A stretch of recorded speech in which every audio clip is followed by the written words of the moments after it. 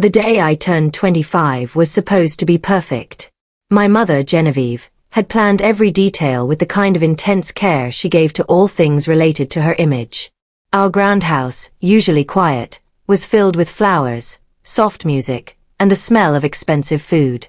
I was wearing a beautiful dress she had picked out, standing near the entryway, feeling a mix of happiness and a tiny bit of the usual pressure that came with being her daughter. The doorbell rang just as I was admiring a vase of white lilies. I smiled, thinking it was one of my aunts, and reached out to open the heavy oak door. My hand paused on the cool brass.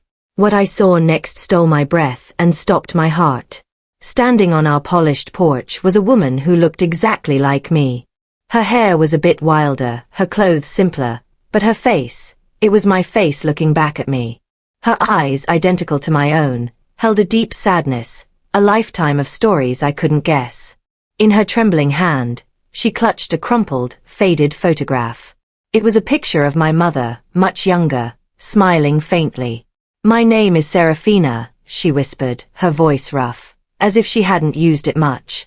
"I was told I was abandoned at birth. My caseworker gave me this address and said, 'I think you're my twin sister.'" The words hit me like a physical blow. The world spun. I heard my mother's sharp voice from the living room. "Elara, darling, who is at the door? Don't let in a draft. It's getting chilly." But I couldn't answer. I couldn't move. My entire life, every memory, every belief, shattered into a million tiny pieces right there on the threshold of my perfect, false home. I was staring at a ghost, a lost piece of myself I never knew existed. I pulled Seraphina inside, my mind racing a million miles an hour, my hands shaking. I didn't even close the door properly. I simply had to know. Who was this person, this perfect stranger who was also perfectly me? I led her into the sterile white living room where my parents, Genevieve and Alistair, were waiting for the next guest. Their faces, usually so composed, went stiff with shock and then something colder, pure icy disgust, the moment they saw Seraphina. My mother's jaw tightened. There was no joy, no surprise, no human feeling at all. "So you found us," Genevieve said, her voice like shards of ice, scraping against the elegant silence. She didn't deny it. She couldn't. Seraphina was standing right there, undeniable proof. "Yes, she's your twin," my mother continued, her gaze flicking between us, as if comparing two pieces of furniture. "We gave her up. She was born weak. A liability. We made a choice to protect our family's future." My breath hitched. There was no hint of apology, no flicker of remorse, no sign of the sadness a mother should feel for a lost child. Just the chilling, cold justification of a person who saw children as possessions, to be kept or discarded based on their perceived value.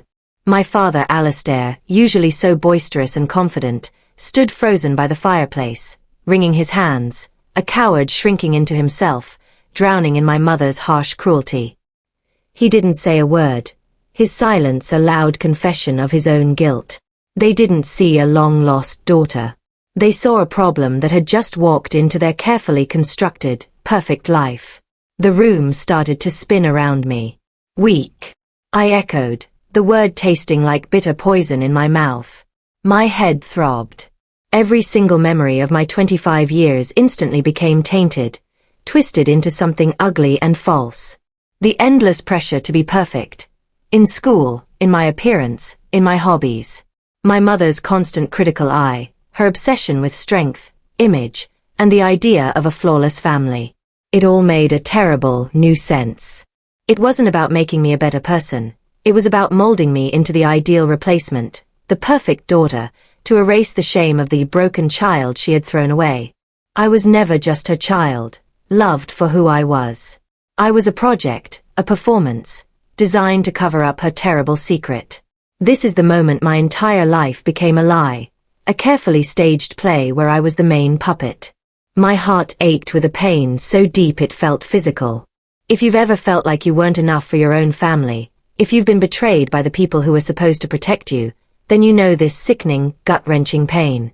Comment below with a broken heart, if you're with me.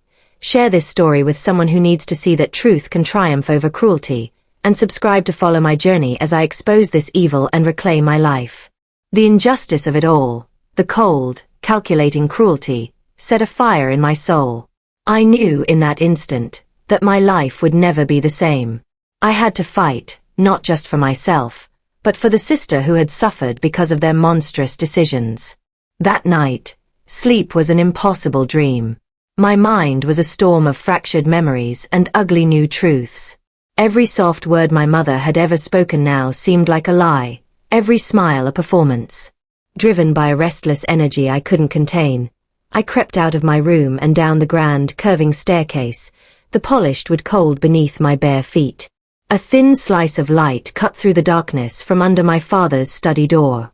I heard voices, hushed, but sharp with anger. I pressed my ear against the heavy wood, my heart pounding in my chest. She had a heart murmur, Alistair. My mother's voice was a venomous hiss, stripped of all its usual grace. A defect. Can you imagine the endless doctor's visits? The constant worry. The weakness.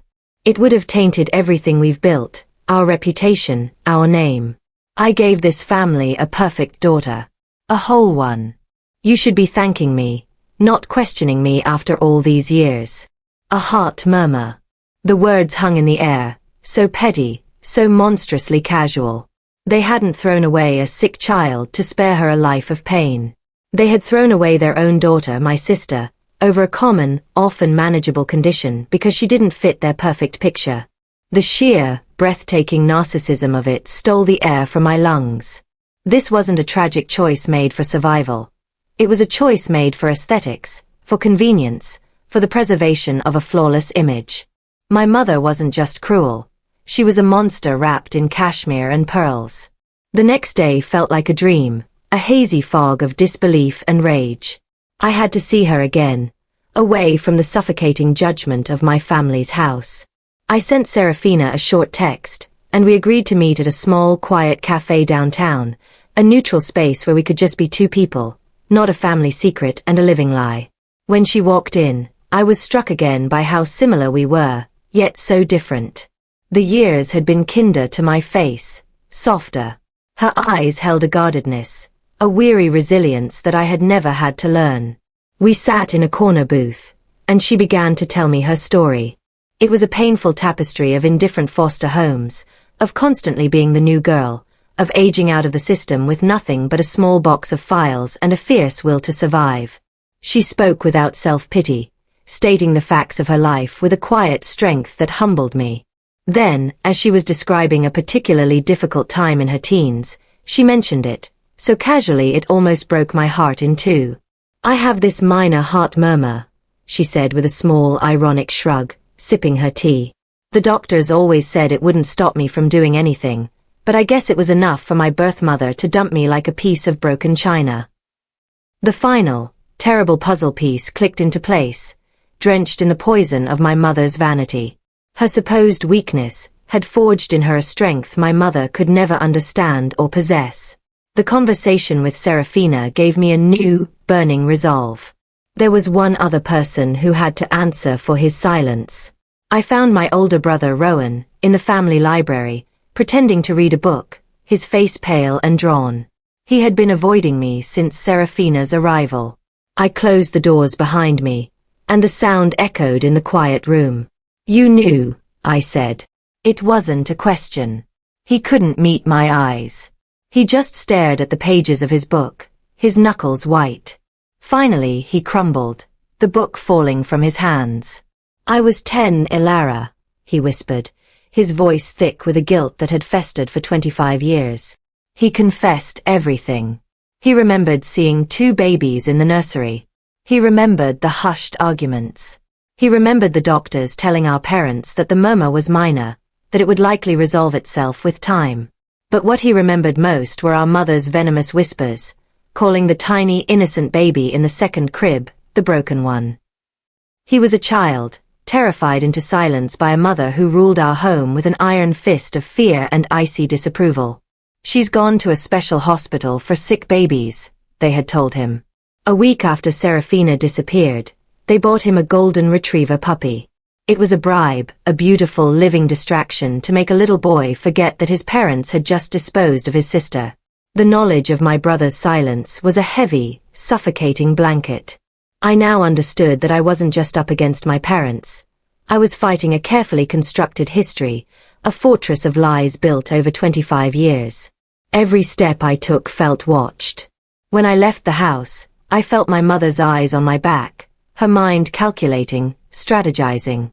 She wasn't yelling or panicking. She was observing me the way a predator watches its prey, waiting for a moment of weakness. I realized a normal family lawyer wouldn't do. I needed someone who understood monsters. After days of paranoid, secret searching, I found him. Mr. Kincaid's office was not what I expected.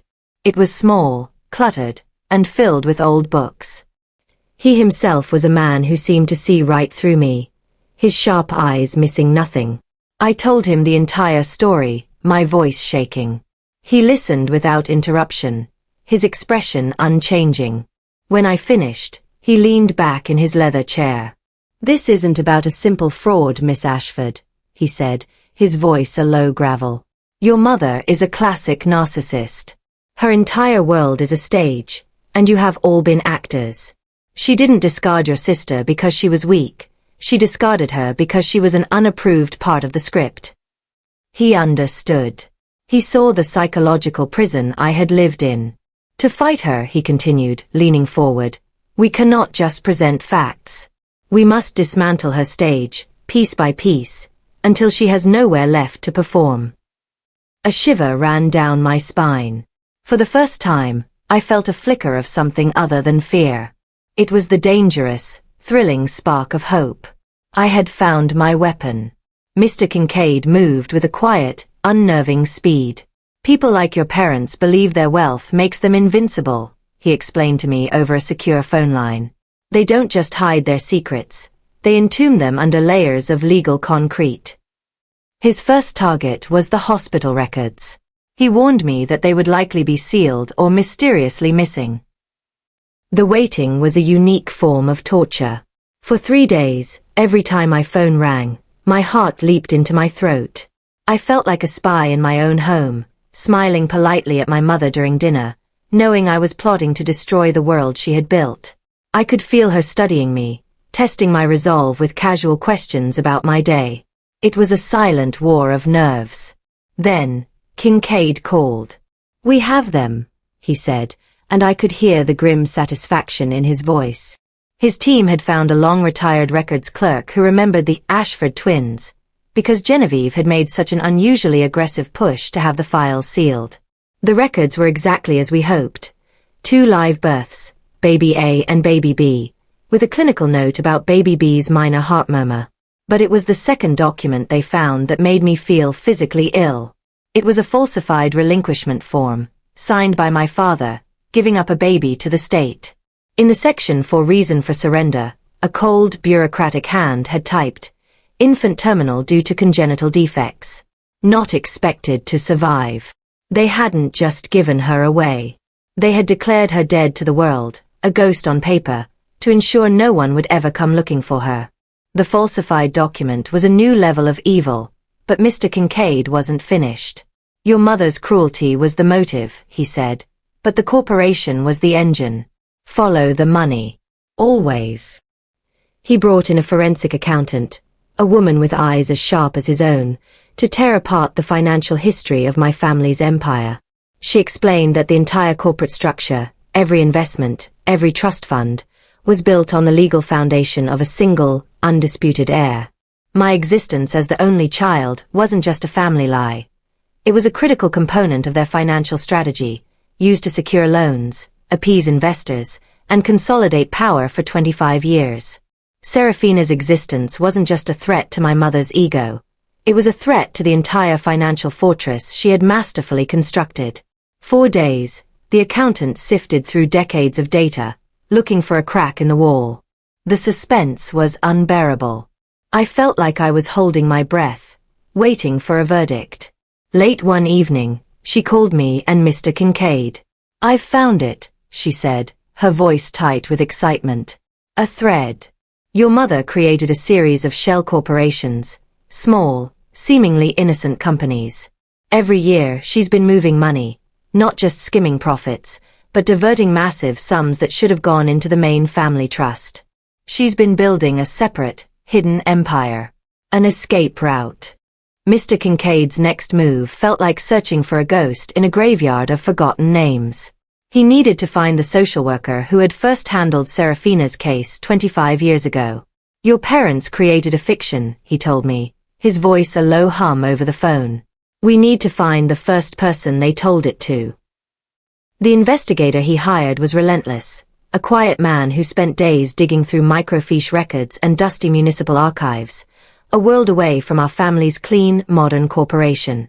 I felt a constant, gnawing anxiety. What if she was gone? What if she remembered nothing? It was a fragile thread, easily broken. After a week that felt like a year, the investigator found her. Her name was Eleanor Vance, a woman now in her late 70s, living in a small, quiet town upstate. She agreed to speak with Kincaid. The story she told over a recorded video call was the final nail in my father's coffin of lies. She remembered the case vividly, not because it was unusual to find an abandoned baby, but because of the father. She described a handsome, well-dressed man, utterly convincing in his performance of a panicked, grieving widower whose wife had died in childbirth. But something about his story, the lack of detail, the rush to sign the papers and leave, had always bothered her. And the baby, Eleanor said, her voice filled with a decades-old sadness. I remember her so clearly. She wasn't sickly. She was a perfectly healthy, beautiful little girl. I held her myself. It was the one case in 40 years that never felt right. I always wondered what really happened to her. My father wasn't just a coward who followed my mother's orders. He was a willing actor in her cruel play, capable of looking a stranger in the eye and selling a story of death and tragedy to discard his own living child. The weight of my father's deception and my mother's cruelty felt like physical pressure, crushing the air from my lungs. That evening, Rowan came to my room. He didn't knock, just appeared in the doorway, his face a mask of anguish. He looked older, broken by the guilt he had carried his entire life. He didn't speak, just walked over to my dresser and placed a small, tarnished silver box upon it. It was the kind of box meant for a baby's first tooth or a lock of hair.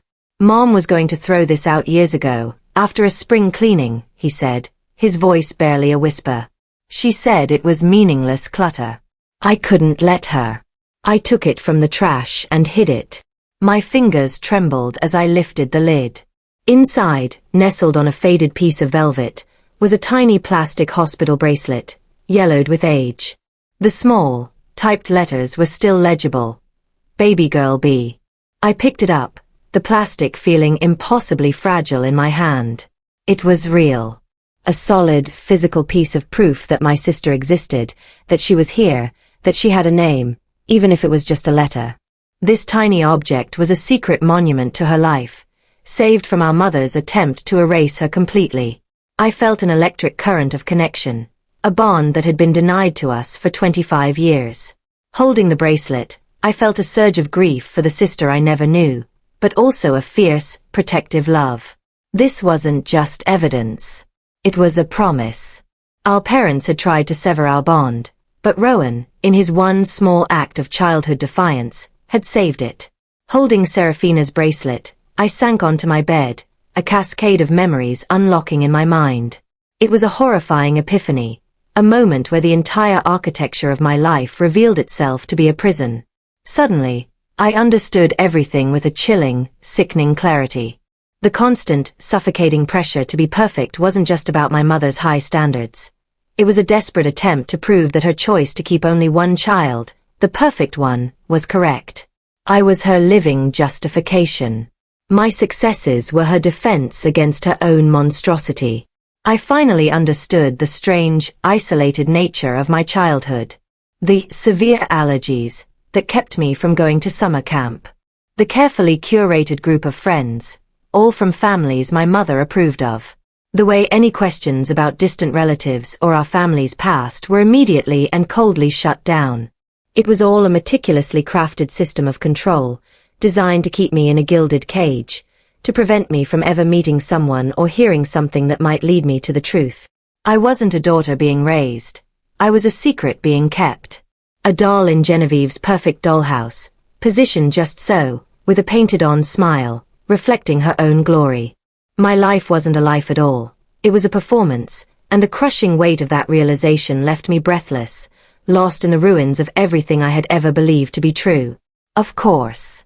The stage is now set for a direct confrontation. Here are the next 3 chapters, where the reckoning begins. The time for secret meetings and whispered phone calls was over. Mr. Kincaid, with a masterful sense of theatrical timing, made his move. He didn't arrange a polite family meeting. He served them. One morning, as my parents were enjoying their coffee in the sunroom, a stern-faced courier delivered 3 identical, legally binding summonses. They were compelled to attend a pre-trial deposition at his firm. The air in the house grew thick with a new kind of tension, not the familiar chill of my mother's disapproval, but the hot, sharp fear of cornered animals. The morning of the deposition, I met Seraphina at a coffee shop beforehand. I gave her the silver box with the hospital bracelet. She opened it, her fingers tracing the tiny letters of baby girl B, and for the first time, I saw tears well in her resilient eyes. Then, I handed her a box.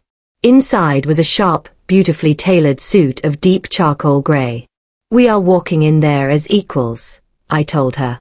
When we walked into Mr. Kincaid's boardroom, the effect was exactly what I had hoped for. Seraphina, no longer the worn, weary woman from my doorstep, looked like a queen, her power radiating from her with quiet intensity.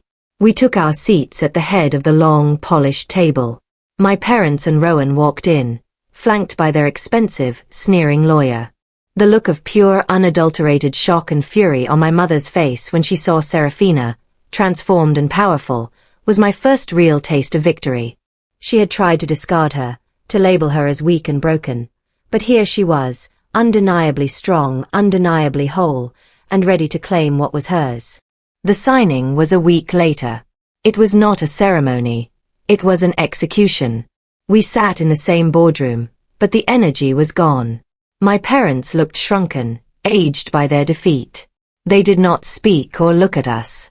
They simply signed the papers, dozens of them, with a numb, mechanical motion, their lawyer pointing to each signature line. With the final scratch of their pens, 25 years of injustice was legally undone. The power, the wealth, the company, it all shifted, flowing from their hands to ours. The transfer was immediate. That afternoon, Seraphina and I walked into the gleaming glass tower of the Ashford Corporation headquarters. We were not heirs coming home. We were conquerors taking a captured throne. The board of directors, already briefed by Mr. Kincaid, met us with a mixture of fear and curiosity. My mother and father were gone, their names already being removed from the executive directories. As Seraphina and I stood in the massive corner office that had once been our parents', looking out over the city, I felt the profound weight of what we had done. We hadn't just won a lawsuit. We had taken back our lives and our future, and the immense responsibility of it all was both terrifying and exhilarating. Our first act as the new heads of the company was not to fire executives or change strategies. It was to seize control of the narrative. With Mr. Kincaid's help, we drafted a public statement that was a quiet, corporate masterpiece of revenge. It was released to all major business journals and news outlets.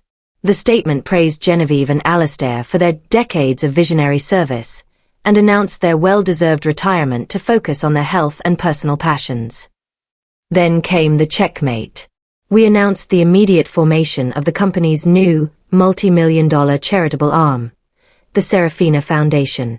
Its sole mission was to provide life-saving medical grants and family support for children born with congenital heart conditions. The move was publicly hailed as a beautiful, philanthropic gesture to honor our parents' legacy. But to our parents, and to the elite social circle who would soon know the truth, the message was a devastating, public execution.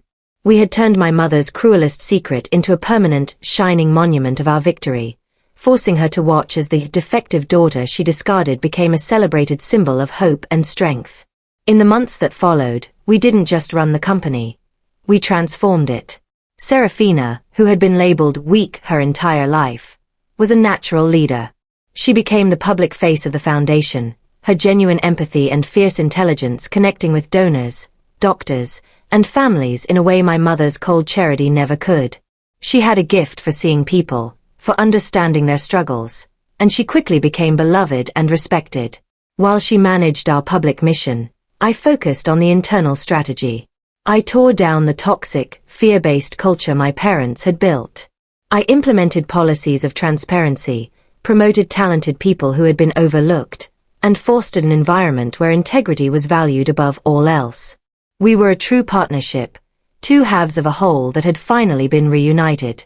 The company, once a cold monument to our parents' greed, began to feel like a living, breathing thing, a place of purpose and potential. We were not just rewriting the narrative of our family, we were rewriting the very soul of the corporation built on our pain. Rowan, true to his word, wanted to earn his place in our new world, not be given it. Stripped of his executive title and the lavish trust fund he had once taken for granted, he came to us, humbled and quiet. He didn't ask for a management position or a fancy office.